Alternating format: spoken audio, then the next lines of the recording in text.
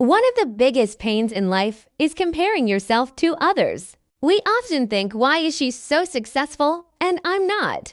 But we don't try to. Understand her path and mine are not the same. Remember, if a fish wants to fly like a bird, it will spend its whole life thinking it's not good enough even if it could swim. That across the entire ocean. That's why today's story is for anyone who has ever felt like it'll never be as good as them. Because every line in this story can change the way you think. There was a small village near the town, and beside that village was a big and beautiful forest. In that village lived a boy named Ethan, was a hardworking and kind boy. But there was one habit that made him feel sad all the time. He always compared himself with others when he saw his friends. Liam always getting the best grades in class. Ethan would think, I wish I was as smart as him.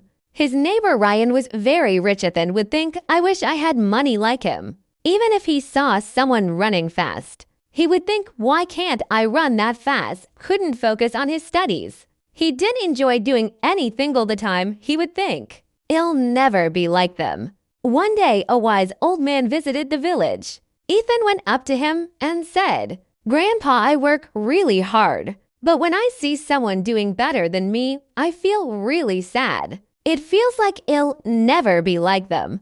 Grandpa Joe smiled and said, come to the oldest tree in the village tomorrow morning. You'll find all your answers there. Next morning, Ethan went to the tree. Grandpa Joe was already waiting there. He said, look around carefully. What do you see? Ethan looked around and said, Grandpa, there are so many different trees. Some are tall, some are short, some have lots of fruits, and some have none. Grandpa Joe smiled and said, now think if this apple tree compared itself to the coconut tree and said, why am I so short? Or the coconut tree said, I wish I had sweet fruits like apples. How would that sound? Ethan laughed and said, that would sound really silly, Grandpa. In the same way, every person also has different fruits. The coconut tree is tall and strong. Then Grandpa Joe took Ethan near a pond. There were many fish swimming in the water.